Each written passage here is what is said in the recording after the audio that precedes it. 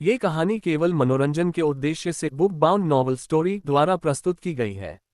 इसमें वर्णित सभी पात्र, स्थान, घटनाएं और परिस्थितियां पूरी तरह से लेखक की कल्पना पर आधारित हैं। इनका किसी भी वास्तविक व्यक्ति, स्थान, घटना या संस्था से कोई संबंध नहीं है। यदि कोई समानता संयोगवश प्रतीत होती है तो कृपया इसे मात्र एक संयोग ही समझें। महत्वपूर्ण सूचना: इस कहानी में 18 जोड़ सामग्री वयस्क विषय वस्तु शामिल हो सकती है, जो केवल प्रौढ़ दर्शकों 18 वर्ष और उससे ऊपर के लिए उपयुक्त है। कृपया इसे अपनी उम्र और मानसिकता को ध्यान में रखते हुए ही देखें। बुक बाउंड नॉवल स्टोरी पर प्रस्तुत सभी कहानियां पूरी तरह से काल्पनिक या फिक्शन आधारित होती हैं। कृपया इन्हें केवल एक मनोरंजन सामग्री के रूप में लें और वास्तविकता से जोड़ने का प्रयास न करें। धन्यवाद। अध्याय 21। एक पेशेवर नृत्यांगन। संगीत हॉल के बीचों बीच रोशनी झिलमिला रही थी। नृत्य मंच पर सबसे आकर्षक चेहरा था करण, वही लड़का जिसने पहले आदित्य को कमतर आंका था। इस वक्त करण एक रईस घराने की लड़की का हाथ थामे पूरे आत्मविश्वास से नृत्य कर रहा था। उसके कदम बेहद संतुलित और पेशेवर थे। चेहरे पर मुस्कान और चाल में गरिमा, संगीत के सुरों के साथ उसकी अदाएं सबका ध्यान खींच रही थीं। मंच के बाहर खड़े लोग भी उसकी ओर खींचे चले आ रहे थे। बुरा नहीं है, एक योद्धा का शारीरिक संतुलन वाकई नृत्य में भी दिखता है, अरविंद ने मुस्कुराकर कहा। हाँ, बस थोड़ी बहुत कमियां हैं, लेकिन उससे अच्छा शायद कोई पेशेवर नृत्यक ही कर पाएगा। अनामिका ने सहमति जताई। किसी ने जोड़ा, सुना है करण का गुरु मुंबई का नामी डांस है, तभी तो इतना अच्छा नाचता है। सभी उसकी तारीफ करने लगे। तभी भीड़ में किसी ने देखा, अरे वो तो रिया है, और उसके साथ आदित्य। बैंक्वेट की मेजबान होने के कारण रिया पर सबकी निगाहें रहती थीं, पर इस समय सब चौंक गए जब उन्होंने देखा कि वह मंच पर एक साधारण युवक आदित्य के साथ कदमताल करने जा रही थी। करीब ही खड़ा दीपक ये देखकर सन्न रह गया। ये कैसे हो सकता है, एक आम लड़का रिया के साथ नृत्य करे। नृत्य मंच पर आदित्य ने रिया का हाथ थामा। संगीत शुरू होते ही वह शांत और आत्मविश्वासी दिखा। रिया हैरान थी, क्या वह सचमुच नाच पाएगा। असल में आदित्य ने कभी नृत्य सीखा ही नहीं था, पर अपनी असाधारण स्मृति और शरीर पर नियंत्रण की क्षमता से उसने चंद मिनटों में ही कदमों को याद कर लिया था। धीरे धीरे दोनों के कदम तालमेल बिठाने लगे। पहले थोड़ा संकोच था, पर आदित्य की लय और मार्गदर्शन से उनकी चालें मोहक और सुरुचिपूर्ण हो गईं। रिया के मन में विस्मय था, ये तो जैसे हजारों बार नाचा हो। लोग मंत्रमुग्ध होकर उन्हें देखने लगे। चारों ओर नृत्य कर रहे जोड़े भी थम थम कर आदित्य और रिया को देखने लगे। कमाल है, किसी ने कहा। उसकी हर हरकत पर पूरा नियंत्रण है, अरविंद ने आश्चर्य से कहा। अनामिका तो बस मंत्रमुग्ध हो गई, कितना सुंदर नाच रहा है, जैसे कोई तितली पंख फैलाकर उड़ रही हो। करण, जो खुद को मंच का सितारा मान रहा था, अब परेशान हो गया। उसने देखा कि सबकी नजरें अब आदित्य और रिया पर थीं। ये कैसे हो सकता है, करण ने सोचा। उसके 7-8 साल के अभ्यास पर भी आदित्य भारी पड़ गया था। उसकी चाल हल्की, सुंदर और सहज थी। करण मन ही मन बड़बड़ाया, ये तो किसी मास्टर डांसर से भी अच्छा है। अंत में हताश होकर वही कह सका, कितना सजीला है उसका नृत्य। अध्याय 22। पंडित चतुर्वेदी और निवेश। संगीत अपने अंतिम सुरों पर पहुंच चुका था। आदित्य ने रिया का हाथ थामे आखिरी कदम पूरे किए। तो कैसा लगा? बुरा नहीं था ना? उसने मुस्कुराकर धीरे से कहा। रिया की सांसें तेज थीं, गालों पर हल्की लाली थी। उसकी आंखें बड़ी बड़ी होकर चमक रही थीं। उद्धरण चिन्ह ... बुरा नहीं था, उसने धीमे स्वर में जवाब दिया। उसके मन में अब भी यही सवाल गूंज रहा था, एक साधारण सा लाइब्रेरी में काम करने वाला युवक इतना अच्छा नृत्य कैसे कर सकता है। वह चकित भी थी और थोड़ी उदास भी। पढ़ाई में अच्छा होना ही काफी था, अब नृत्य में भी इतने निपुण क्यों? संगीत थमा और पूरा हाल तालियों से गूंज उठा। अनामिका ने उत्साह से कहा, तुम्हारे कदम बहुत सुंदर और लयबद्ध थे। ऐसा नृत्य मैंने केवल बड़े समारोहों में देखा था। अरविंद ने भी सराहना की और मजाक में बगल में खड़े करण की ओर देखकर बोला, करण, तुम्हें कैसा लगा? करण का चेहरा तन गया, पर उसने जबरन सिर हिलाया, ठीक है। पर अब उसके नजरिए में आदित्य को लेकर तिरस्कार नहीं बल्कि अनिच्छुक सम्मान झलक रहा था। दीपक ये सब देखकर जलन महसूस कर रहा था, लेकिन अपने आप को समझाने लगा, कोई बात नहीं। ये सब तो बस बड़े घरों के बच्चों का खेल है, असली हकदारी तो नहीं है इनके पास। कुछ समय बाद सबको शिकार की तैयारी के लिए पीछे के मैदान की ओर ले जाया गया। आदित्य ने हल्के कपड़े ही पहने हुए थे, क्योंकि यह शिकार असल में बस मनोरंजन के लिए होता था। किले के पीछे एक बड़ा घास का मैदान था जिसके आगे फैला हुआ घना जंगल था। ये सब रिया के परिवार सिंह परिवार की जमीन थी। यहाँ शिकार के लिए जानवर छोड़े गए थे। लेकिन वहां पहुंचते ही आदित्य चौंक गया। गुरुदेव, उसने विस्मय से कहा। थोड़ी दूरी पर भूरे वस्त्रों में आचार्य वर्मा खड़े थे और उनके साथ थे विद्वान पंडित चतुर्वेदी। वे सब एक शानदार कपड़े पहने मजबूत कदकाठी वाले व्यक्ति के पीछे पीछे चल रहे थे। रिया तुरंत दौड़ पड़ी। पिताजी! आदित्य समझ गया कि सामने खड़े वही व्यक्ति हैं, राजा प्रताप सिंह, रिया के पिता। वे शानदार रेशमी वस्त्र पहने हुए थे, आंखों में चमक और शरीर में असाधारण बल था। वे न सिर्फ एक सामंत थे बल्कि एक महायोद्धा भी माने जाते थे। राजा प्रताप ने चलते चलते कहा, तुम सब जानते हो कि मैं एक बड़ी धनराशि दान देने जा रहा हूं, पर अभी तय नहीं है कि किसे दूं। पिछले साल उन्होंने अनाज का अच्छा भंडार किया था और उसे बेचकर काफी धन इकट्ठा किया। अब वे चाहते थे कि इस धन से किसी संस्था को मजबूत किया जाए। उनका मन तो पुस्तकालय की ओर था क्योंकि उनकी बेटी रिया वहीं पढ़ती थी। लेकिन खबर पाकर राज्य आयुध अकादमी और राज्य विद्या अकादमी दोनों उनसे सहायता मांगने आ पहुंची। आयुध अकादमी के एक वृद्ध गुरु बोले, महाराज, हमारे यहाँ हर साल अनगिनत वीर तैयार होते हैं। हमें धन की कमी है। अगर आप ये राशि देंगे तो कई और श्रेष्ठ योद्धा तैयार होंगे। आप स्वयं भी इसी अकादमी से जुड़े रहे हैं तो आप समझ सकते हैं। दूसरी ओर विद्या अकादमी की एक वृद्धा बोली, महाराज, आपका पुत्र अभी हमारी ही अकादमी में पढ़ रहा है और बहुत होनहार है। अगर सब ठीक रहा तो वह प्रधानाचार्य का शिष्य भी बन सकता है। इसलिए आपको हमें प्राथमिकता देनी चाहिए। एक तरफ भावनाओं पर असर डाला जा रहा था तो दूसरी तरफ उनके बेटे का हवाला दिया जा रहा था। राजा प्रताप उलझन में पड़ गए। उनकी नजर अब पंडित चतुर्वेदी पर पड़ी जो अब तक चुपचाप चल रहे थे।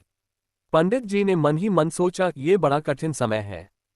पुस्तकालय की हालत बेहद खराब है, सरकारी सहायता भी इस बार कम ली है। ये दान हमारे लिए जीवन दान साबित हो सकता है। कुछ सोचकर वे बोले, महाराज, यदि संभव हो तो मैं आपके लिए हमारे पुस्तकालय से मानद विद्वान की उपाधि की सिफारिश कर सकता हूँ। उनके शिष्य कार्तिक ने माथा पकड़ लिया। गुरुदेव, आप एक बड़े राजा को मानद विद्वान बनाने की बात कर रहे हैं। उन्हें इसकी क्या जरूरत? राजा प्रताप के चेहरे पर कोई भाव नहीं बदला। उनके लिए यह उपाधि कोई मायने नहीं रखती थी। अब वे सच में दुविधा में थे। तीनों संस्थानों के अपने अपने तर्क थे। आचार्य वर्मा और उनके शिष्य ये सब देखकर चिंता में पड़ गए। अध्याय 23, घोड़े को काबू करना। चलते चलते अचानक एक आवाज आई, पिताजी। सबकी नजरें उठी तो सामने से युवाओं का एक बड़ा दल आ रहा था। उनमें से एक काले बालों वाली लड़की काले चमड़े की जैकेट पहने दौड़ती हुई आई। मेरी रिया! राजा प्रताप सिंह ने उसे गले से लगाया। फिर पीछे खड़े युवाओं को देखकर पूछा, बेटी, ये सब कौन है? तुम यहाँ क्यों? रिया ने हंसकर उनका हाथ पकड़ लिया। पिताजी, पिछले महीने मैंने आपको बताया था कि मैं एक भोज का आयोजन कर रही हूँ। आप तो सब भूल गए। उद्धरण चिन्ह। राजा प्रताप ने सिर खुजाते हुए कहा, हाँ, अब याद आया। असल में वे तब व्यस्त थे और सब कुछ अपने सचिव पर छोड़ दिया था। अब बेटी के सामने पकड़े गए थे। तभी आदित्य और उसके साथी आगे बढ़े। नमस्कार महाराज, मैं अरविंद वर्मा हूँ, आगरा के वर्मा परिवार से। मैं करण मेहता हूँ, जयपुर के मेहता परिवार से। सबने अपना अपना परिचय दिया। आदित्य भी बोला, महाराज, मैं आदित्य हूँ, पंडित चतुर्वेदी का शिष्य।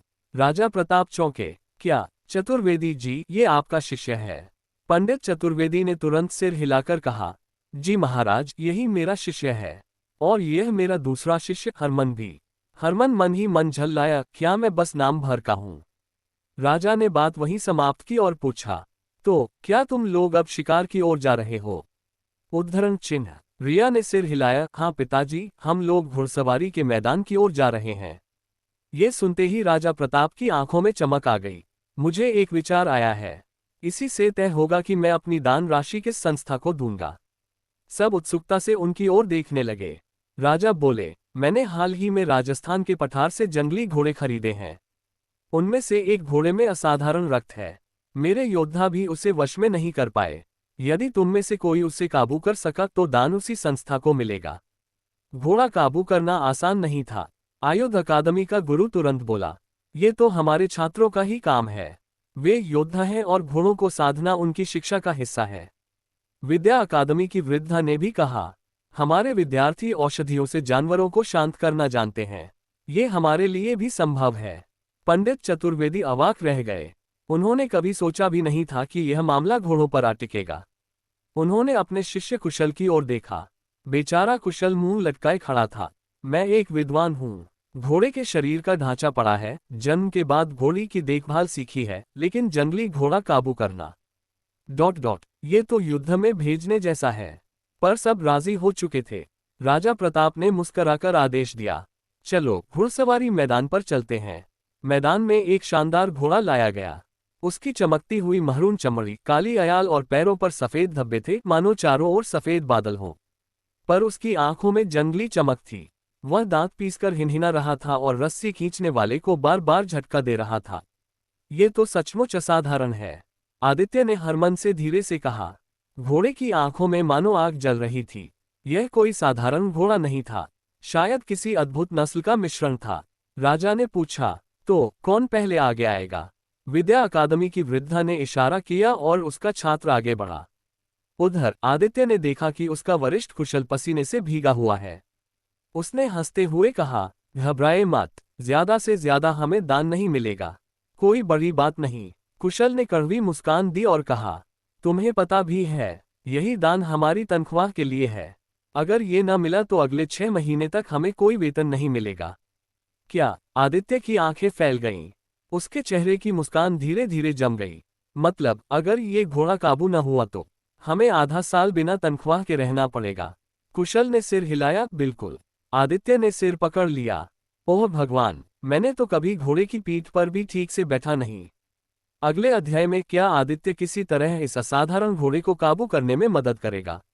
ओपन बुक अध्याय 24, साधु और योद्धा। कुशाग्र कर्ट की बात सुनकर रवि इली को गहरा झटका लगा। उसे उम्मीद नहीं थी कि दान की रकम सीधे उसकी तनख्वाह से जुड़ी होगी। मतलब, अगर कुशाग्र असफल होता या कोई और जीत जाता तो उसे आधे साल तक तनख्वाह नहीं मिलेगी। उसका चेहरा गंभीर हो गया। मैंने मेहनत की है तो मुझे बिना इनाम कैसे छोड़ देंगे? उसने मन ही मन सोचा। उसकी नज़र लाल बालों वाले युवक सूरज और दूसरे प्रतियोगियों पर गई। उसने निश्चय किया, किसी भी हाल में इन्हें जीतने नहीं दूंगा। हरिओम हेमंत ने भी देखा कि रवि पहली बार इतना गंभीर चेहरा बनाकर खड़ा है। इसी समय एक और युवक मंच पर उतरा। उसके भूरे बाल थे, चेहरे पर हमेशा मुस्कान और कंधे पर एक थैला लटका हुआ था। वह आयुर्विज्ञान संस्थान का छात्र था, यानी एक तरह का वैद्य। रवि ने उसके थैले से आ रही जड़ी बूटियों की खुशबू सूंघकर तुरंत समझ लिया कि वह वैद्य विद्यार्थी है। जड़ी बूटी से घोड़ा काबू करना दिलचस्प तरीका है, रवि ने सोचा। घोड़ा गरजा और जमीन पर पैर पटकने लगा। वैद्य ने जेब से एक बैंगनी द्रव्य निकाला और घोड़े के सामने फेंक दिया। द्रव्य टूटते ही एक अजीब सी गंध हवा में फैल गई। लोग नाक दबाने लगे। क्या इससे घोड़ा काबू होगा? कई लोग शक में पड़ गए। लेकिन हैरानी की बात हुई, घोड़े ने उस गंध को सूंघते ही जैसे नशे में झूमना शुरू कर दिया। उसकी आंखें बोझिल हो गईं और शरीर ढीला पड़ने लगा। वैद्य मुस्कुराया और धीरे धीरे घोड़े के पास जाकर उसे सहलाने लगा। फिर अचानक उसकी अयाल पकड़कर उस पर सवार हो गया। लोग दंग रह गए। क्या बस इतना आसान था? मगर रवि शांत खड़ा सोच रहा था। ये द्रव्य साधारण मतिभ्रम करने वाली दवा है। ये जादुई नस्ल के घोड़े पर ज्यादा देर काम नहीं करेगी। जैसा उसने सोचा था वैसा ही हुआ। कुछ ही देर में घोड़े की आंखों में लाल चमक लौट आए और उसने वैद्य को हवा में फेंक दिया। वह बुरी तरह गिरा और उसकी बांह टूट गई। लोग घबरा गए और तुरंत वैद्य को वैद्यशाला ले जाया गया। अगला कौन? जमींदार काउंट ने ऊंची आवाज में पूछा। अब लाल बालों वाला सूरज आगे बढ़ा। उसके गुरु योद्धा अकादमी के बूढ़े शिक्षक गर्व से मुस्कुराए। मेरा शिष्य ये काम जरूर करेगा। सूरज घोड़े पर चढ़ गया। घोड़ा तिलमिलाया, जमीन पर गड्ढे बनाने लगा, लेकिन सूरज डटा रहा। लोग प्रभावित हुए। कमाल है, इतना भी काफी है। लेकिन तभी घोड़े की आंखें और लाल हो गईं। उसकी पीठ से आग की छोटी छोटी लपटें निकलने लगीं। सूरज घबरा गया। आग ने उसके कपड़े झुलसाने शुरू कर दिए। उसके पास दो ही विकल्प थे, या तो घोड़े से कूद जाए या आग में जलकर हार माने। उसने घोड़े से छलांग लगा दी। सब लोग हैरान रह गए। योद्धा अकादमी का शिक्षक झुंझला गया। अब समझ आया कि आपकी सेना का कोई भी योद्धा इस घोड़े को क्यों नहीं काबू कर पाया। ये साधारण घोड़ा नहीं, ज्वालामुखी रक्त वाला घोड़ा है। इसे केवल महायोद्धा ग्रैंड नाइट की वश में कर सकता है। भीड़ में खुसर पुसर होने लगी। कुछ लोग जमींदार पर शक करने लगे कि शायद उसने जानबूझकर यह कठिन चुनौती दी है। जमींदार ने बस मुस्कराकर कहा, तो क्या अब विद्वान चंद्रेश क्लेमेंट का शिष्य प्रयास करेगा? सभी नजरें अब कुशाग्र कर्ट पर टिक गईं। उसका गला सूख गया। वह जानता था कि वह ये काम नहीं कर सकता, लेकिन इनकार भी नहीं कर पा रहा था। अगर मैंने मना किया तो दान पर असर पड़ेगा, अगर गया तो जान पर। उसने होंठ काटे और बोला, मैं। तभी किसी और की आवाज गूंजी, मैं करूंगा। सबकी निगाहें मुड़ी। वह रवि था जिसने आगे बढ़कर हाथ उठा दिया था। कुशाग्र हक्का बक्का रह गया। उंगली से दाहिनी ओर इशारा। अगला अध्याय, क्या रवि ज्वालामुखी रक्त वाले घोड़े को वश में कर पाएगा? अध्याय 25, घोड़े को काबू करना। अरविंद। सभी लोग हैरानी से अरविंद की ओर देखने लगे। यहां तक कि रिया ने भी उसका नाम पुकार लिया। मैं भी विद्वान प्रोफेसर रमेश का छात्र हूं। तो क्या अपने गुरु की तरफ से इस घोड़े को काबू करने की कोशिश नहीं कर सकता, महाराज? अरविंद आगे बढ़ते हुए बोला, असल में सब कुछ था उसकी तनख्वाह के लिए। अरे, इसमें कोई दिक्कत नहीं, काउंट गोविंद ने चौंकते हुए कहा। उन्होंने दूसरे गुटों की ओर देखकर पूछा, क्या आप लोगों को ऐतराज है? बुजुर्ग आचार्य और महिला विदुषी ने अरविंद की ओर देखा और सिर हिला दिया। सभी को लगा यह नामुमकिन है। अभी अभी तो लाल बालों वाला युवक, जो जल्द ही मध्य स्तर का योद्धा बनने वाला था, वह भी असफल रहा। तो ये साधारण सा छात्र क्या कर लेगा? भीड़ में से आवाज आई, क्या सच में इसमें इतनी हिम्मत है? अलेक्जेंडर ने भौहें उठाते हुए अरविंद को नए नजरिए से देखा। क्लाइन हंसकर बोला, अगर इसने ये घोड़ा काबू कर लिया तो मैं इसे वहीं झुककर प्रणाम करूंगा, वरना ये बस तमाशा बनवाएगा। पीछे से देवेश बड़बड़ाया, बस हर जगह हीरो बनने निकला है। दूसरी तरफ रमेश सबसे ज्यादा चौंक गए। उनके 3 शिष्य थे, कुणाल, हरीश और अरविंद। इनमें अरविंद सबसे बाद में आया था, लेकिन पढ़ाई में सबसे मेहनती था। फिर भी रमेश हमेशा अपने पहले शिष्य कुणाल को ही आगे रखते थे। पर आज जब कुणाल और हरीश डर के मार पीछे खड़े थे, तो रमेश के मन में कुछ बदलने लगा। सावधान रहना बेटा, घोड़ा उग्र हो चुका है। काउंट गोविंद ने अरविंद को चेतावनी दी। कोई बात नहीं, अरविंद मुस्कुराया। उसके लिए ये कठिन नहीं था। वह धीरे धीरे जंगली घोड़े की ओर बढ़ा। उसी वक्त उसने अपनी मानसिक शक्ति को केंद्रित किया और घोड़े पर दबाव बना। या घोड़े की आंखें सुस्त होने लगीं, फिर उसने गर्दन झुका ली।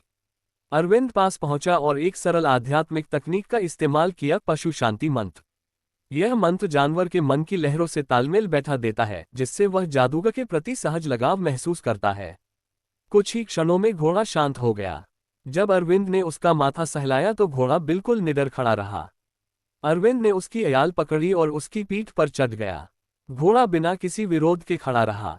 भीड़ स्तब्ध रह गई। ये कैसे हो गया? रिया ने आंखें फाड़कर कहा।